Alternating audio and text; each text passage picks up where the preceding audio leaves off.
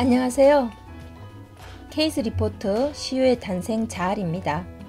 국어사전에서 자알이라는 단어를 찾아보면 옳고 바르게 그리고 유능하고 익숙하게 라고 되어 있습니다. 잘 운영하고 있는 사례를 통해서 성공으로 가는 실질적인 길을 배워보도록 하겠습니다. 이번에 천일 오토모빌의 박지현 대표 사례를 알아보겠습니다. 이분이 하는 사업은 수입 자동차 제규어 랜드로버의 한국 딜러사입니다.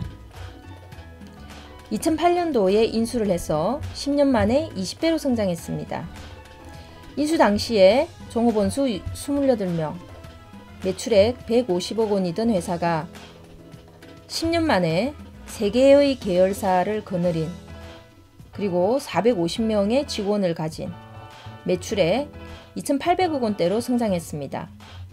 그리고 아주 독특한 것은 10년째 사장이 한 달 월급, 매년 연말에 한 달 월급을 나눠주는 그런 감사수당제를 실천하고 있습니다. 어떤 기업인지 좀 더 자세히 보겠습니다. 2008년도에 회사를 인수하면서 창업을 했습니다. 천일여객 창업주인 고 박남수 씨의 장손인데요. 이 중견기업인 천일여객은 자동차 부산에 기반을 둔 운수업체인데요. 이 박지현 대표는 어릴 때는 사고 뭉치였다고 합니다. 고등학교 때는 나이트클럽의 원정을 다니기도 했고요. 그래서 미국으로 강제로 유학을 가게 됐는데 유학 가서 공사장 일용직, 패스트푸드 점원, 용접공, 고층 빌딩 유리 닦기 등 다양한 아르바이트를 경험했죠. 자, 그 와중에서 어떻게 해서 이런 훌륭한 경영자가 될 수 있는 자질을 갖췄는지 참 궁금한데요. 어쨌든 한국에 다시 돌아와서 기회를 발견합니다. 버스 회사를 운영하는 그런 집안의 영향이 있었기 때문에 자동차에 관심을 가지게 됐고요. 그래서 관련 회사를 인수하게 됐는데 중요한 것은 유학 갔다 왔으니까 고급차에 관심이 있을 수 있고 또 운수회사를 하는 집안이었으니까 관심을 가질 수도 있을 것 같은데 중요한 것은 그 기회를 발견하는 안목이죠. 이분이 그 회사를 인수했던 때가 2008년 12월이었습니다.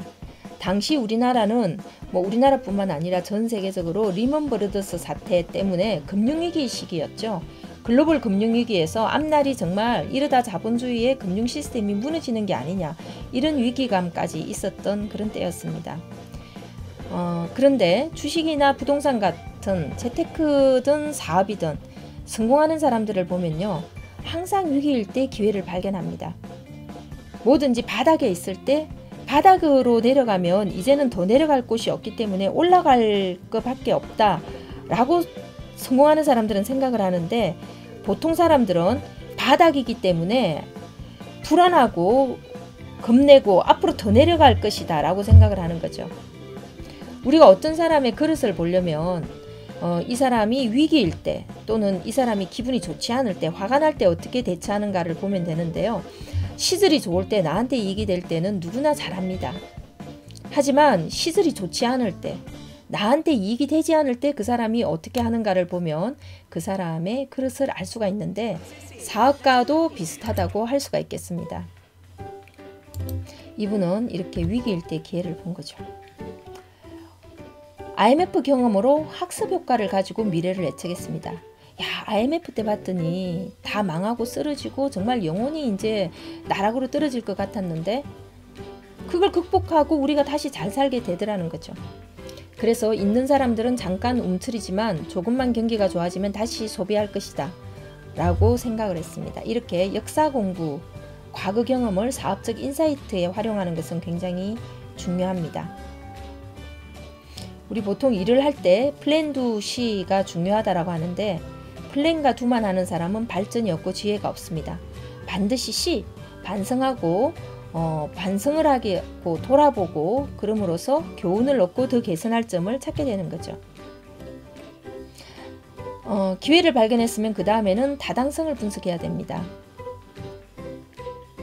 안정성, 성장성, 수익성, 또 리스크 요인 이런 것들을 분석을 해야 되는데요. 박치현 대표의 머릿속을 한번 같이 들어가 볼까요? 우리나라는 싸거나 비싼 것을 팔아야 한다. 중간이 없다. 라고 생각했습니다. 이것은 바로 내가 해야 할 사업을 소비자의 성향과 연계해서 분석하는 거죠.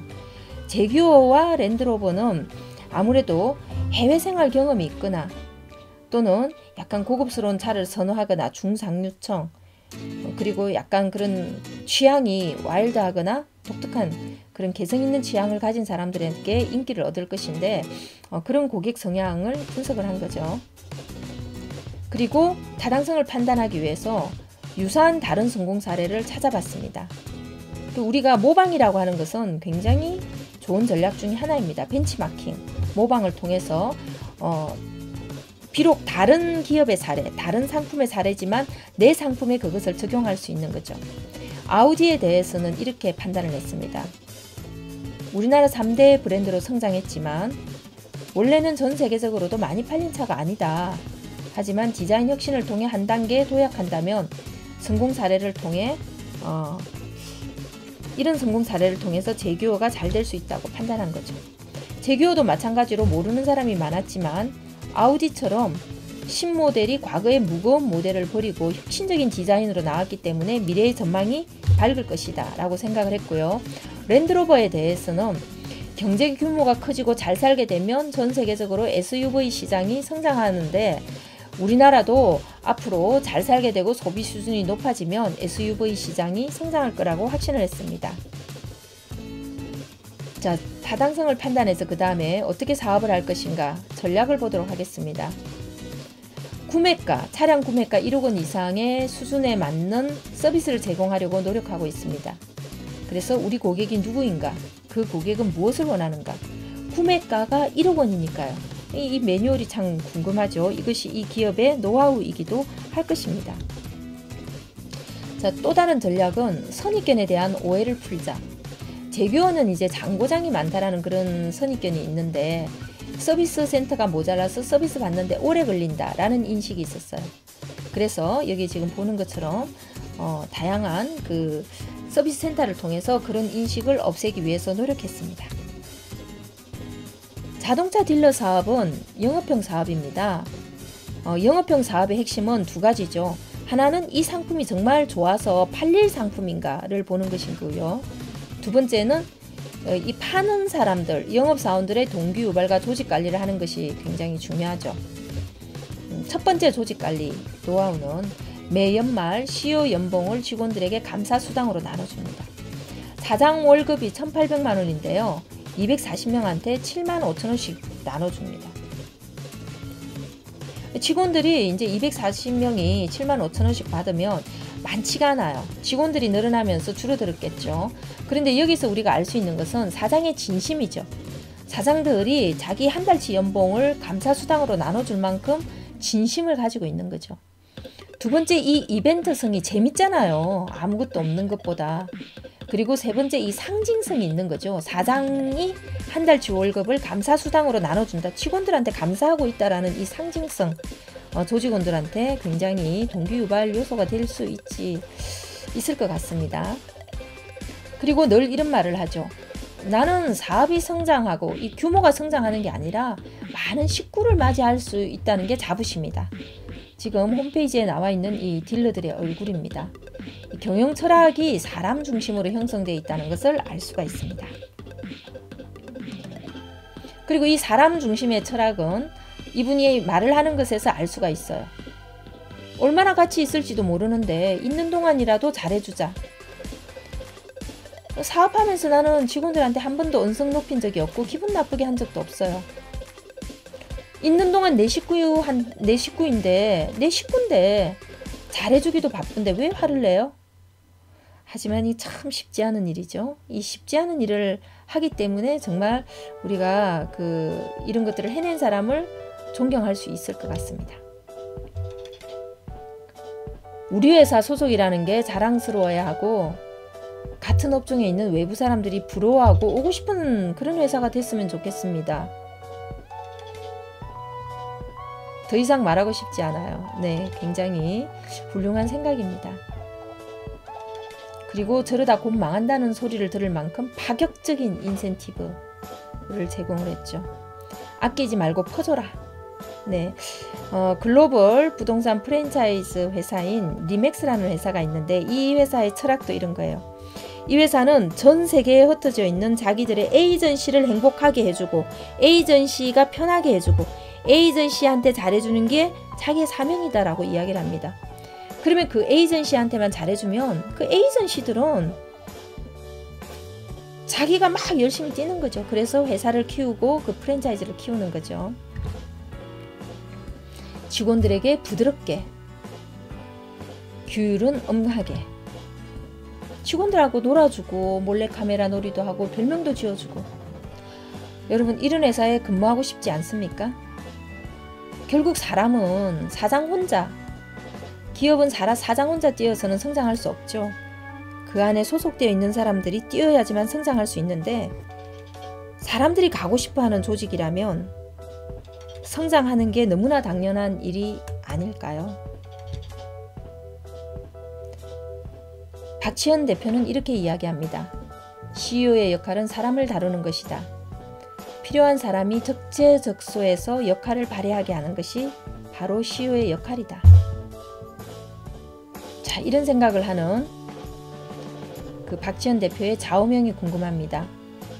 이분은 이렇게 생각하고 있습니다. 시도를 멈추지 않는 한 실패하지 않는다.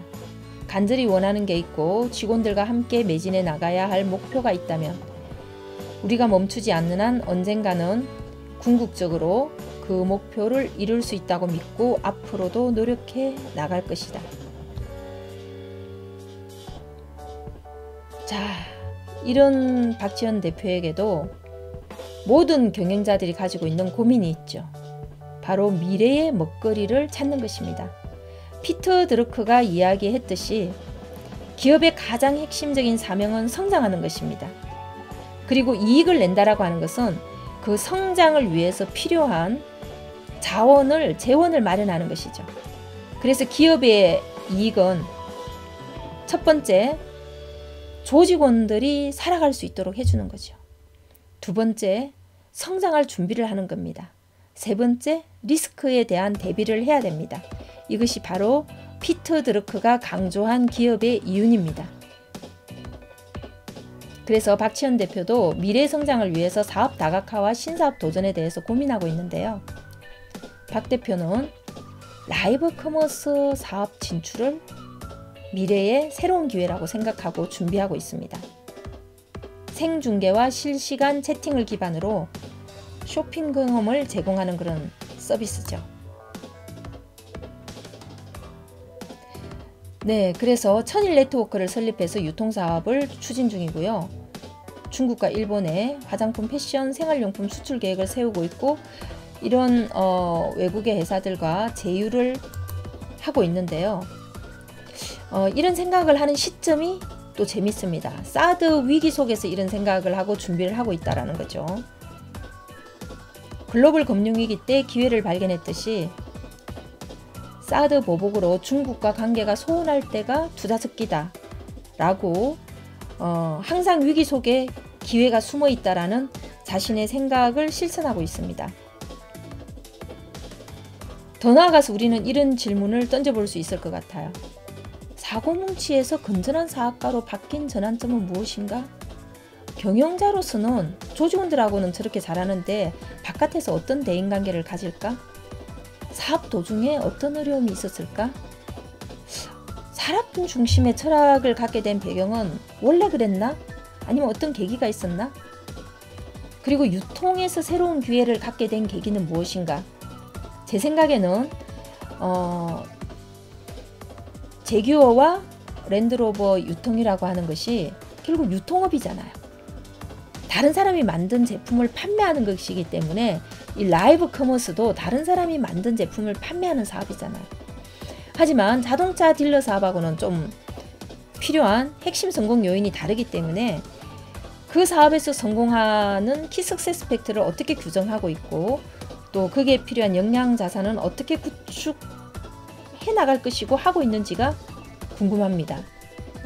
그리고 조직 관리 능력 외에 다른 경쟁력은 무엇일까? 또 사람에 대한 철학을 보니까 뭐 다른 도덕적이고 윤리적인 세계관은 묻고 싶지도 않지만 그럼에도 불구하고 사회적 경제 시대에 어떤 도덕적 윤리적 세계관을 가지고 있는지도 궁금합니다. 또 조직원들한테 잘해주지만 실제로 이분이 언둔형인지 사교형인지 불도저형인지 처칠 같은 경영자인지 또 진 콜린슨이 굿투그레이트에서 이야기했던 그런 조용하고 내성적이지만 회사 일에 열심히 하는 그런 경영자인지가 궁금하고요. 회사 밖에서는 또 어떤 비즈니스와 인맥 관리 하는지 이런 거 참 궁금합니다. 길을 만들어 나가는 리더들에게서 우리가 배우는 것은 이런 것들을 고민하게 되는 것 같아요. 혼자 설 수 없어서 늘 다른 사람 도움을 받고 살 것인가? 내 한 몸, 내 가족 정도 겨우 부양하면서 살 것인가?